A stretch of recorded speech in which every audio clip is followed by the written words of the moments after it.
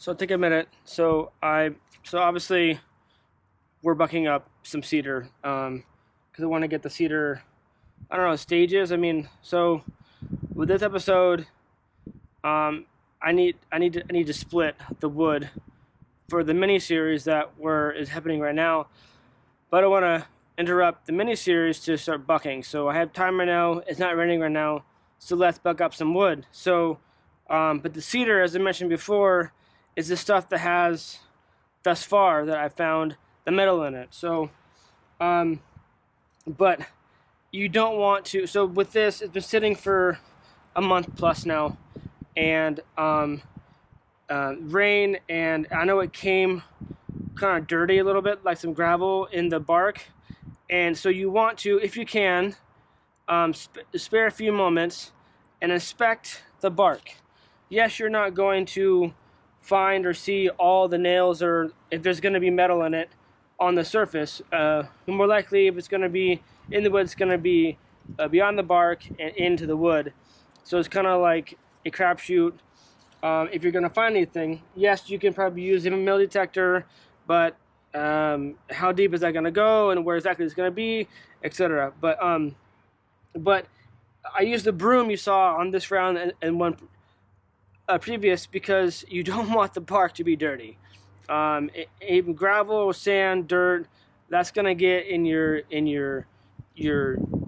blade, and it's gonna dull it, like to a point where you're gonna notice a difference between when you're kicking ass with your saw ripping through some wood, and it starts to like not go as fast through the wood like butter. You're gonna know that your chain is dull or getting duller. So spend a few moments with a broom and kind of broom it off. If it's really bad, take your axe, and where you're going to be bucking, use your axe to kind of split a line through the bark so you're down to bare wood, so you know there's nothing in the bark to dull your chain. And that's going to be like in worst case scenarios, when the logs have been literally drugged through the mud or drugged through the gravel, and it's just really dirty logs. So that would be the worst case scenario. And one thing I want to point out is, in a minute I'll show this to you with the chainsaw, a little trick to keep in mind. But I want to definitely point out, where am I? There it is.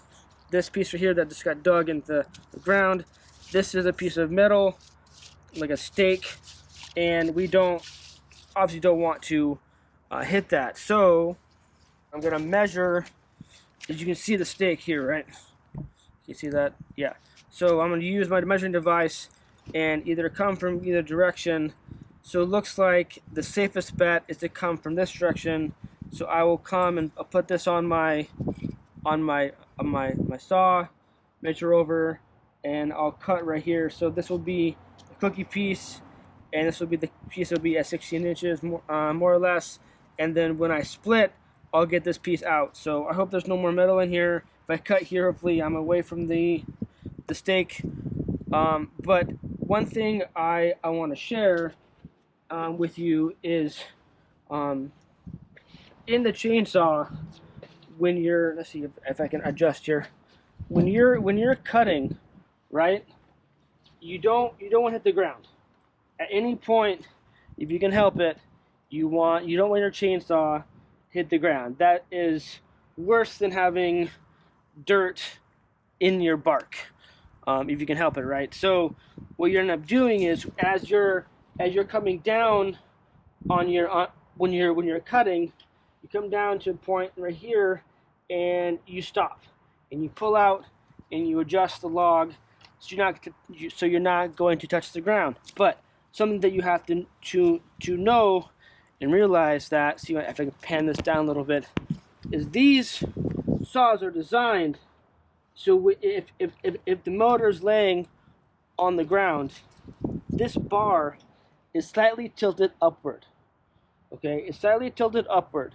So even if you are on here and you're ripping, and the bottom of your head is on the ground, in theory, if the ground is flat, not doing some whatever tippy rolly, your bar will not hit the ground.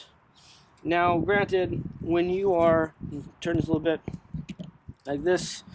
Now, when you are ripping with your saw, there's going to be a lot of sawdust coming on behind you, so that would create some sort of like a cushion below your motor as you're ripping. So if you are desperate or can't move this log to roll it to get just so you can finish your cut, make sure that that sawdust is out of the way beneath you.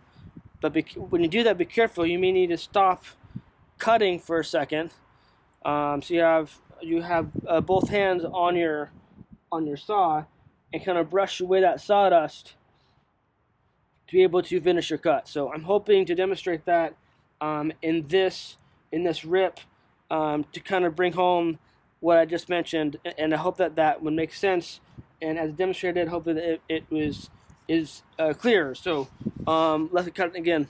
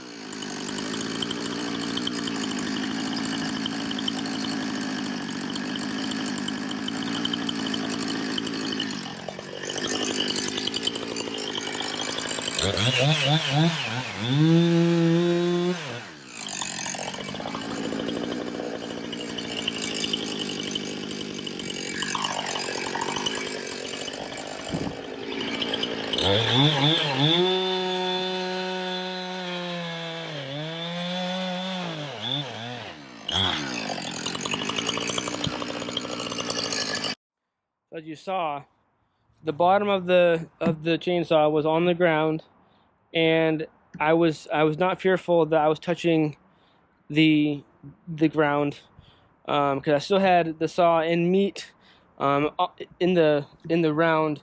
I had to go the other side real quick to finish it off, but you can set the motor on the ground and still cut and not touch the ground. So I hope that makes sense. Just a little tip. Let's see. I may stop for a bit and start to split some of this up. I'm really curious what the steak in this round is going to look like, so I may do that one first. Can I just say, just for a minute, there's certain sights and sounds when you're dealing with firewood that is just awesome or beautiful. And one of those sights is sawdust, where you can tell by the chips, by the cuts, that your saw is ripping. This is, I think, if I hit something, this is not ideal chips, but over here, more or less, is just amazing when you have just filed your chain and your first few cuts. Just the side of this big hardy sawdust like this is just amazing. That, and I mean for the cedar, ooh, oh, that smells amazing. Yeah, just one of those things. In terms of firewood, when you're cutting wood, one of those sights that's just beautiful. Another thing that I love is a stack of wood, like right here. This is personal, some cherry and some other, I think, birch or other hardwoods in there. Just the sight of a beautiful stacked wood. I mean, piles is one thing. I think people are getting more into piles, or using ICB totes for storing and delivering their wood. But just I mean, this is not the best stack job, but when you take your time and stack wood, and it looks amazing. It looks beautiful. I just, especially when it's has that like gray a tinge to it. When it's been kissed by the sun, when it's in the at its peak of it being seasoned, it's just amazingly beautiful. In terms of sights, if we're gonna get in, or no sights, um, hearing in terms of firewood, when a chainsaw is finely tuned, and maybe you have it ported with a non-stock muffler, when that thing is ripping and roaring, that is a nice sound, if I may say so myself. Another cool sound is when you have some seasoned firewood, like my premium maple over here. Let's get a few pieces here. See if I can make the sound for you. The sound of bowling pins. Just that sound of seasoned wood. It sounds like when you were at the bowling alley and you rolled that bowling ball down and you hit all those pins. It's that sound. That's an amazing sound. And I think a lot of you who aren't in the firewood, who are watching my channel for fun, or you come across it, whatever, you think I'm nuts. But those of you who are into firewood and split, you know what I'm talking about. You know what I'm talking about. That sound of bowling pins is just, it's awesome. Anyway, let's get back at it to cutting.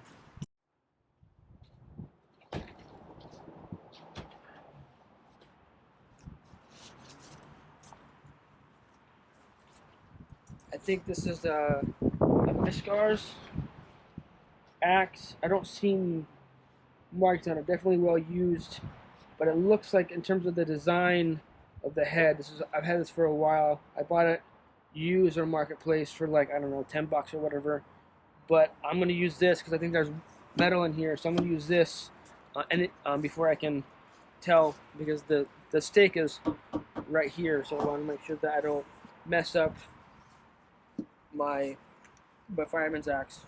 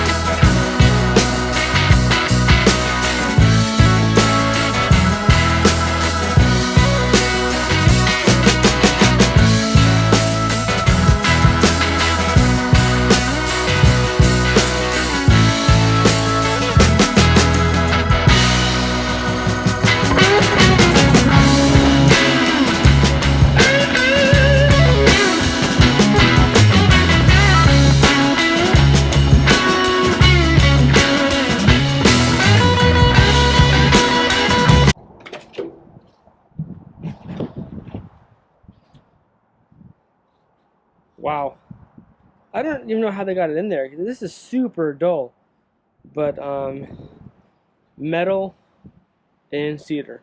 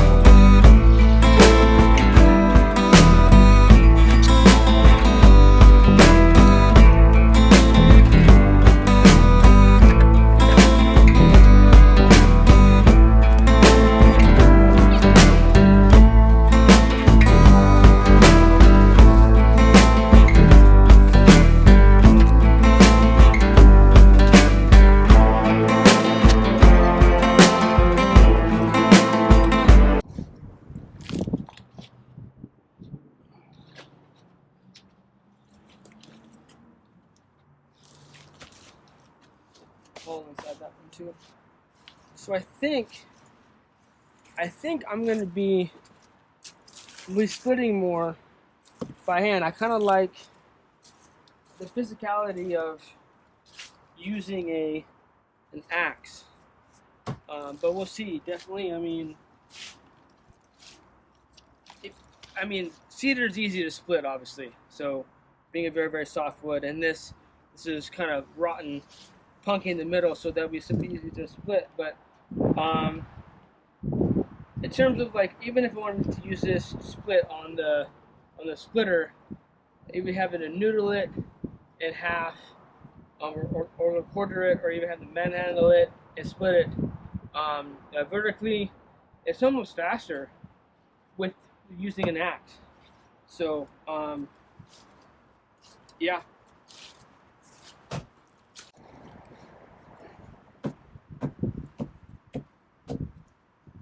Let me bring you over. Bring you right here. This thing is juicy. This thing is wet. Now, see, I want you to see this. Oh, Jesus.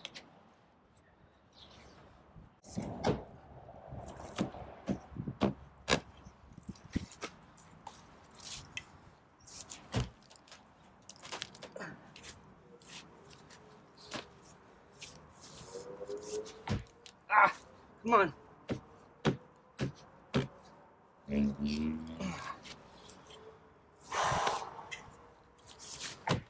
we go. She popped. She popped. All right.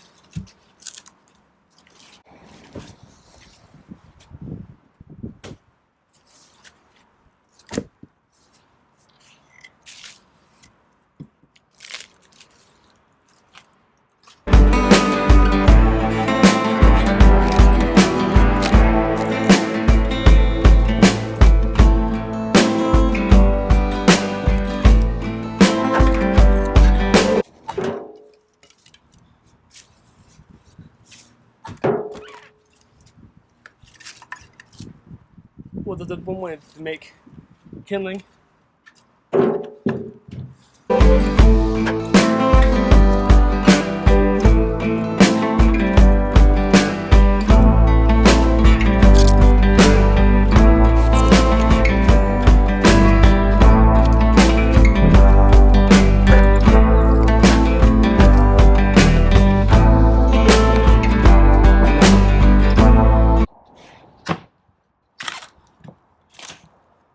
Ah, oh geez.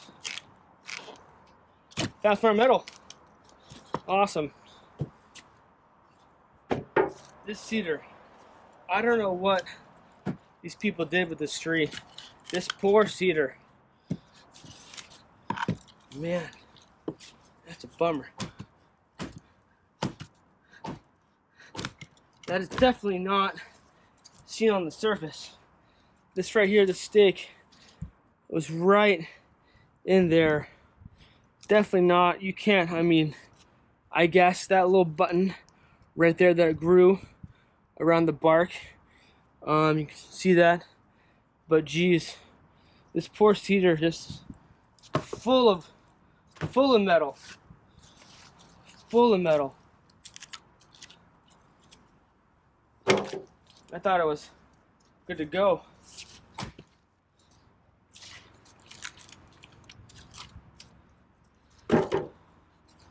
How am I gonna get that out? Wants to. She's loose in there. She's loose.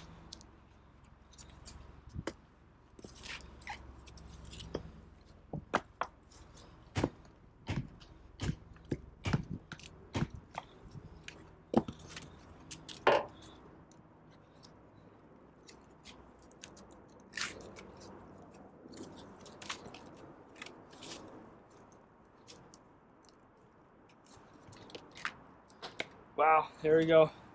Another piece of metal. Whew. I have quite the hole at the local metal scrapyard by the time I'm done with these cedar rounds. Whoop. Sorry about that. Nailed you. You okay? You good? Okay.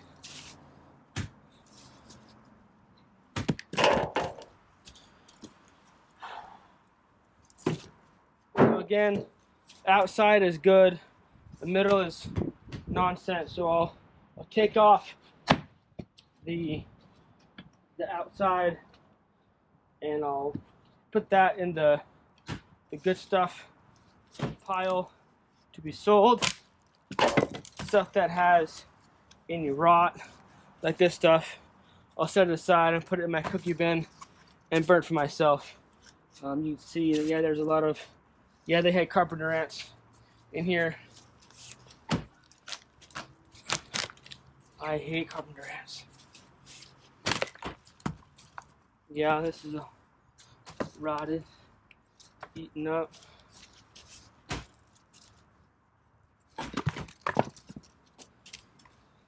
That's good. That's a good piece. That's okay. This is the pieces that we're gonna put in.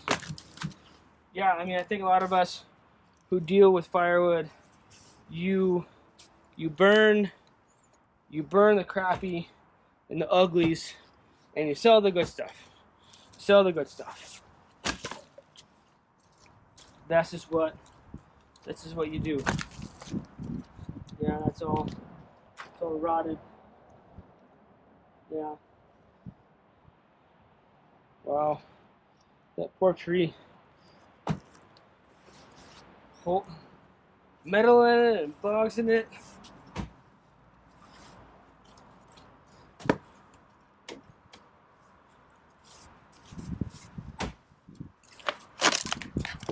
You can tell, at least with the cedar, you can tell when you get a good bite on it with your axe.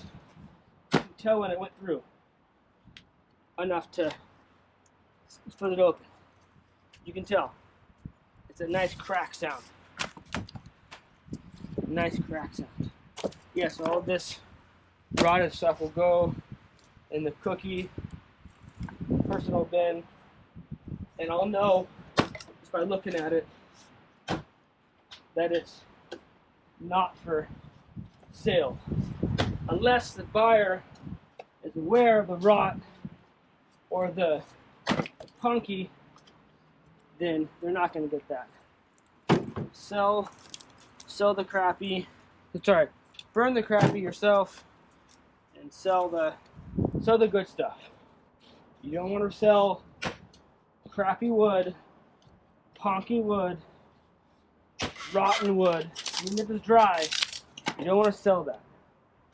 Don't want to be that person. Don't want to be that seller.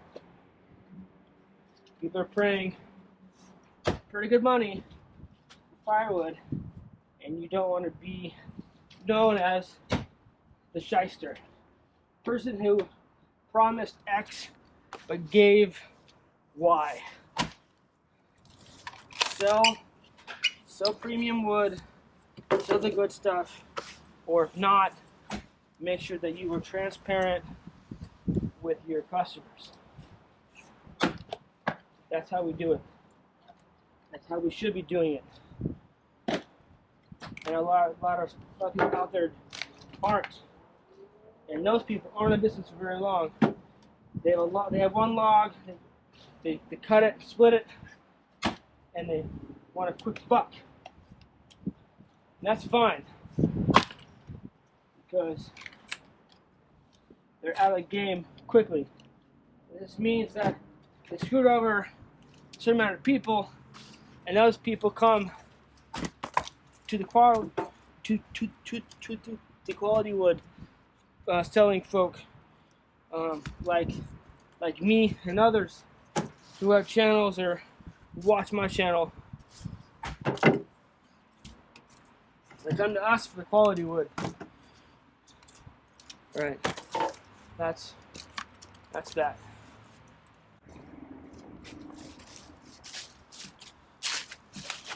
Got this piece of cedar here under amongst this other wood.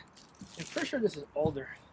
This other wood. I need to. If I had the tree guy's number, I would text him. Maybe he would remember. Who knows? But it just looks on the outside looks like alder. Let's put it up here for now. For this one piece hollow cedar that I want to get to if I can before I move to other stuff. There's one more cedar around here that I could get to. This is going to be a cookie piece. It's already kind of busted up.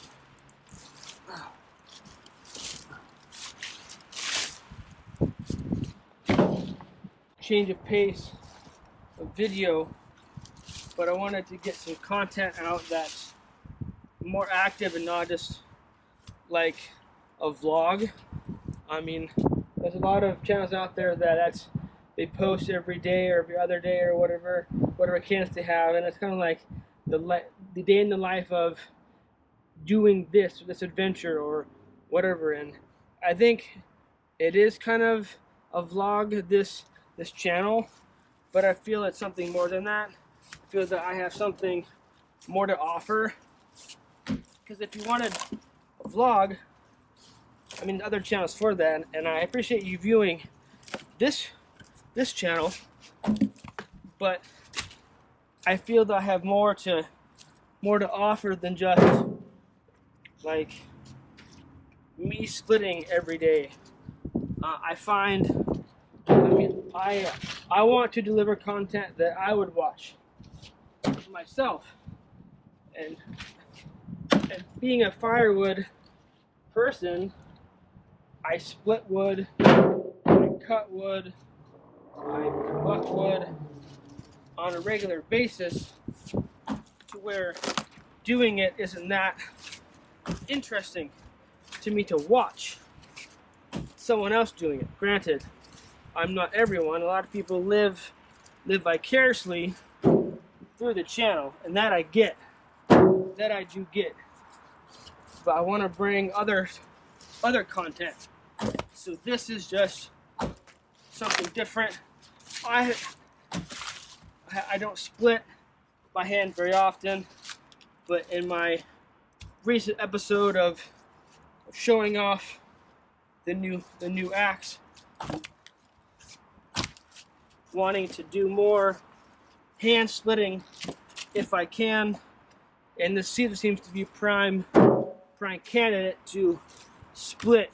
It seems to be pretty easy splitting wood, which is nice. I'm gonna call these cookies because I'm not sure the dimension of the cedar, but you kind of see there's a sheen right here, a little bit. I don't know if the camera can pick it up, but that's bar oil from the chainsaw from when it was fucked up at the job site.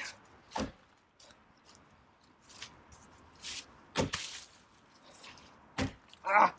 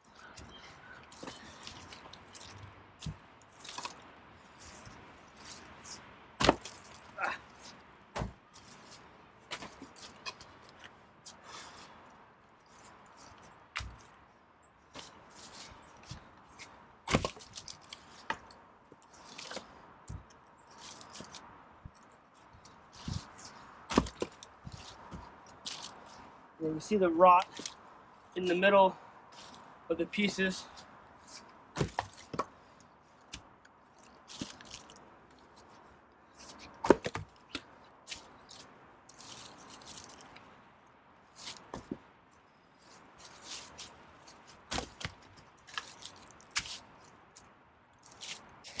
On point. Yeah, a lot of these are good. At 16, I may save a few of these pieces for if they're not rotten, for the cedar pile over there. These are. So anyway, my point was earlier, before I was starting to go crazy with the axe, is a change of pace video.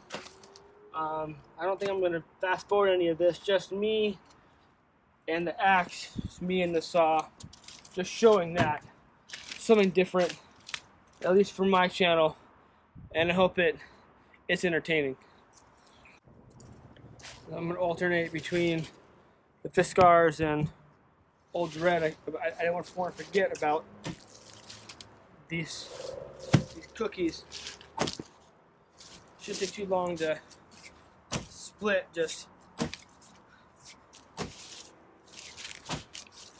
I mean, I could have done this again. I could have done this on the splitter, but I think just doing it like this is a lot faster. Just bam, bam, bam, bam, bam. Thank you, ma'am. Oh, and call it good. I mean, these cookie pieces don't need to be perfect because the cookie's on purpose. They are smaller cuts to make sure that the round is at 16 inches. So if it means having the cookies, and these cookies serve a purpose, definitely serve a purpose.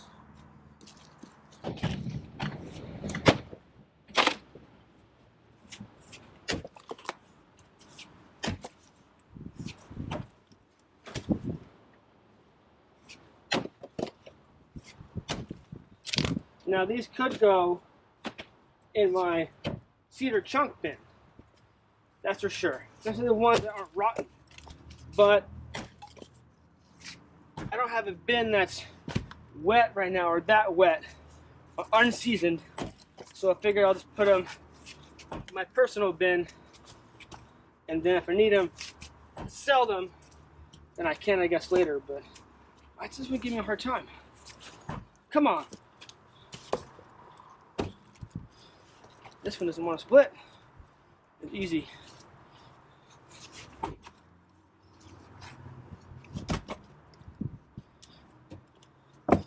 You son of a... Come on now. Yeah. Just sort of knot in there. Get to me. There we go. As I knock down the camera. Folks, we'll do this whole stages, having this whole pile, just to cut, to bucket up all in one, and then come back and split. So you do it in stages. I'm doing this the way I'm doing it today. I would usually do it like that. I would usually just fuck up everything, go from logs to rounds, and then split all in one. But I'm trying to do it more methodical, kind of easing back and getting back outside from being ill, if I can. That, and I guess there's no rush to get this done. I mean, there's always other stuff to do, but I don't want to. As of right now, as of today, I don't want to rush myself. That doesn't savvy. This piece, I think this log is on it. It's not helping me. You're gonna have to cut.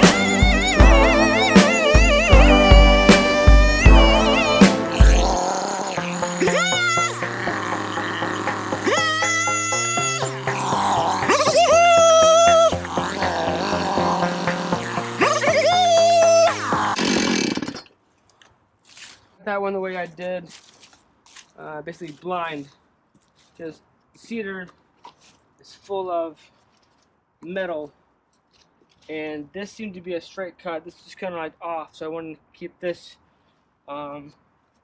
more straight, and we are more or less at like a 15-16 length now with this one, so that should be fine. Now I'm lucky that at least I didn't feel it. We didn't get any metal in that buck, so we'll see if we can find any in this one by hand.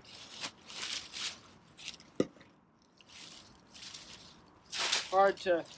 I don't like having things near my feet when I'm chainsawing, or especially when I'm with an axe.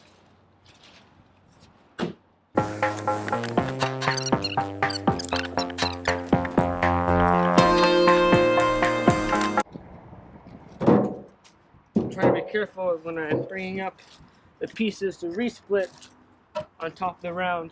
I'm not getting it. I'm not gonna cut my hand open. Just gotta be careful.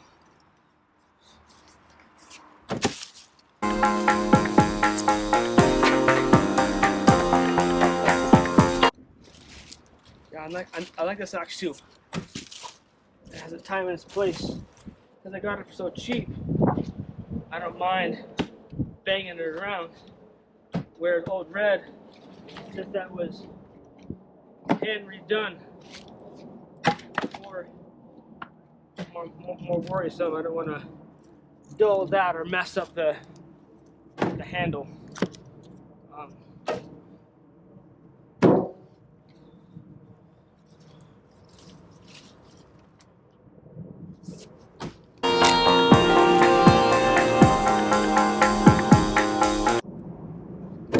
I think it's nice too, because I have all that fur over there that I cut big, or I split bigger, because I usually don't have enough bigger wood for my bonfire rack or my $20 regular mixed wood rack.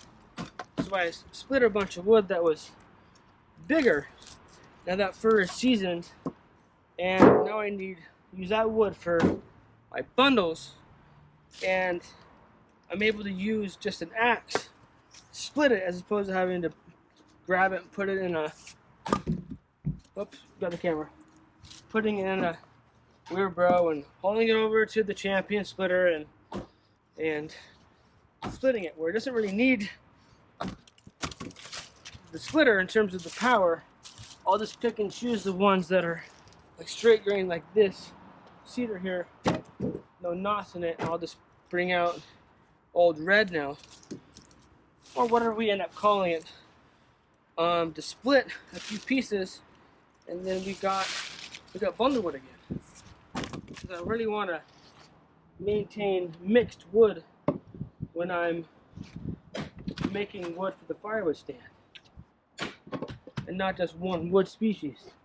I want at least two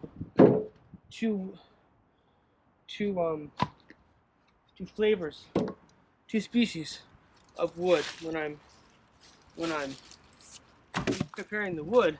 Now, granted, I do add cedar to my firewood stand wood. Most of the wood that I do sell at the firewood stand is softwood. I save my harder wood for myself, or I do have some customers like my good customer who has a sauna. He buys my premium maple hardwood from me. That's definitely seasoned. So I do sell some hardwood, but in terms of the firewood stand, that's going to be mostly softwood.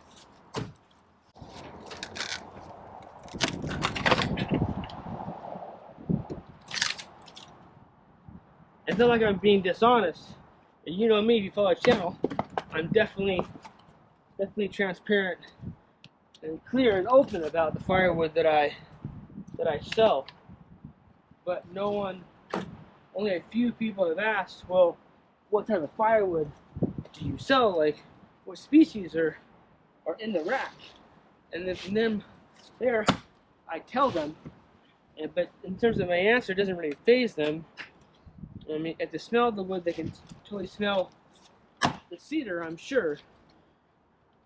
But definitely, I sell what I sell, keeping the good stuff.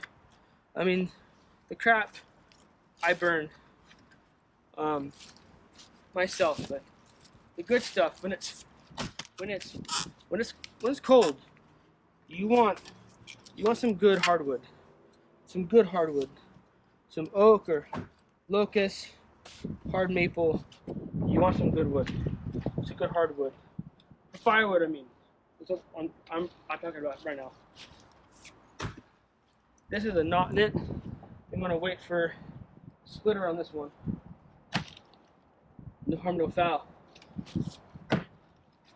Then get in the middle of this nonsense of this round. See if we can get into it. Come on.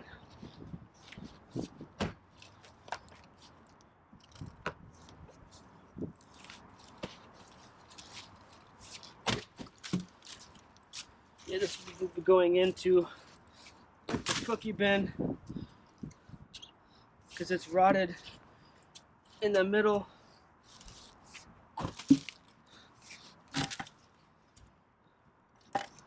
That piece is fine. Toss those to the side. Amazing what little bugs can do to wood. This big, stout, strong tree, and these little bugs will just eat the crap out of it.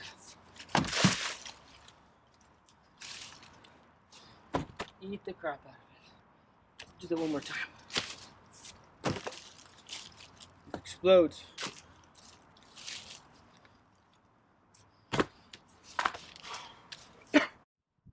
Now the remnant balance piece from that same round.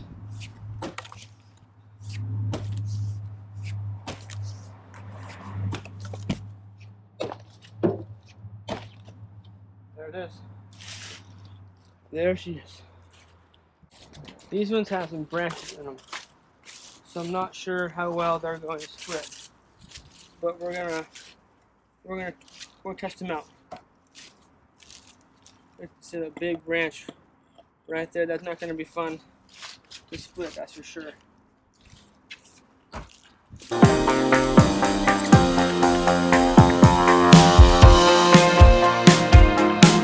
So again, something I mentioned in the episode where I introduced the axe. I'll post a link here.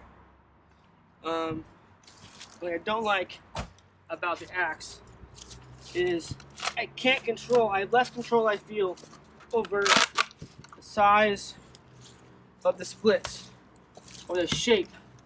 A lot of times I like to split my wood almost like a square or like a rectangle. Easier to stack, smaller splits, less time to dry.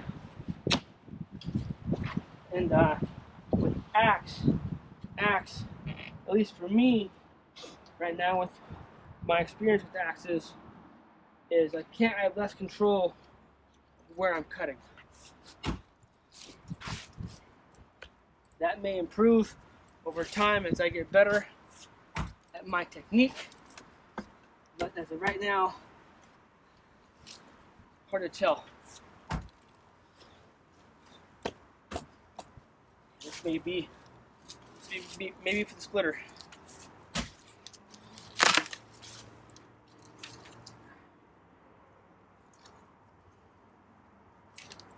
We're good.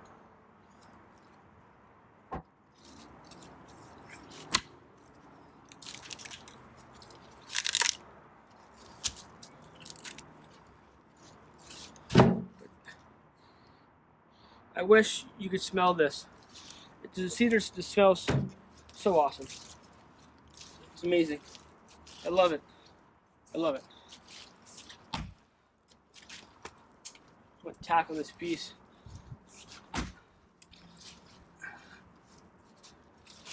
Get this branch that's in this round.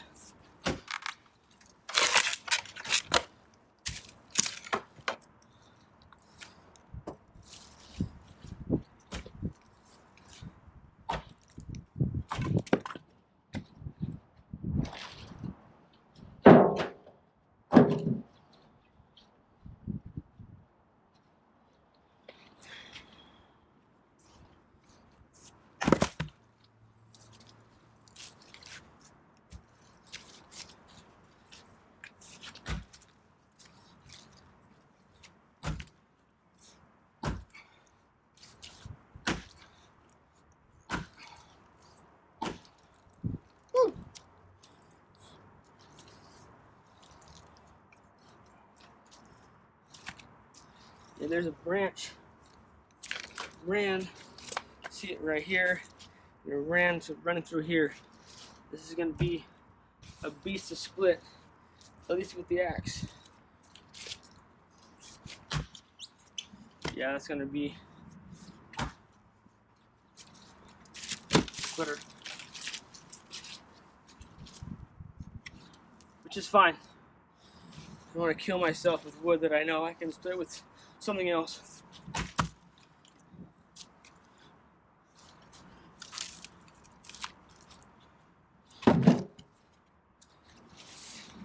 The branch is right there. See if we can take this down one more. Ooh, directly on the branch. And this just bounced. That just bounced. Ah! Yeah, it's gonna be for the splitter. That's fine.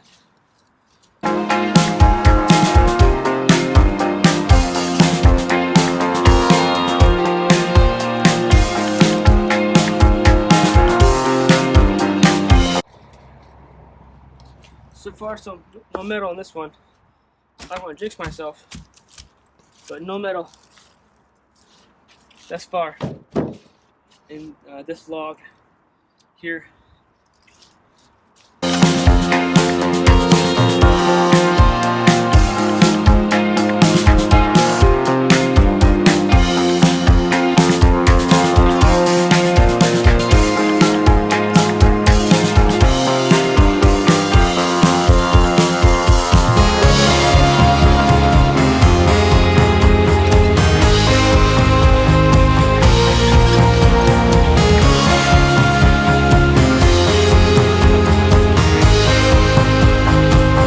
I guess this wood, the cedar, could be used for kindling, but again, I have enough flat pieces of kindling that are already bucked up, ready to be split down for my kindling bundles. And since I'm doing this by hand, definitely harder to get those flat pieces. So it works out. I have plenty of cedar. I always have an abundance of cedar. It's one thing I always have a lot of. But then again, you never say no to free wood.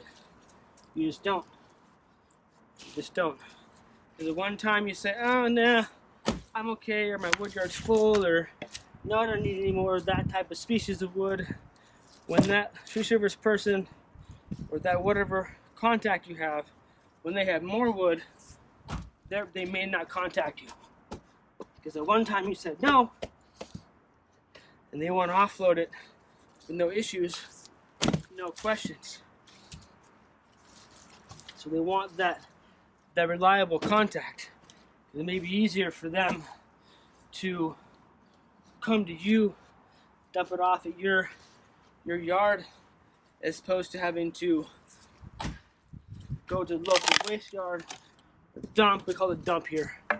The local dump, and have to pay a fee per tonnage to dump their logs or the rounds they got from their job site, or they want to sell it, make a few bucks, or even for free, and have it on OfferUp or Marketplace. But even that takes time. So then their trailer or their dump truck is tied up in this wood, and they can't do any more work until that is offloaded. So the point is, when you have contacts for free wood and they're willing to deliver it to your house, you always say yes. Always say yes. It's a win-win for both parties. Now, there are tree people out there, arborists, tree killers, whatever you want to call them. Come on, POS. Give me back my axe. Come on. Jesus. There are tree killers out there who will, they do a job, right? And they charge the client more money to haul away the wood, whatever, right? And then they themselves turn around and try to double their money and sell that wood. So I mean, it makes sense. You make money where you can make money, right? But when you know that they already were paid for the wood and they want to make a little bit extra, granted, yes, their time and their gas is worth something, and I get that. But a lot of times you can wait, and it will be for free at a certain point.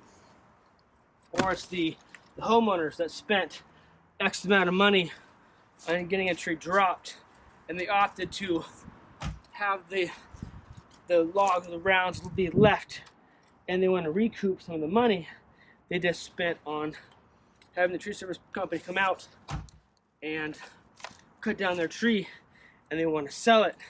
And that I get. I do understand that. But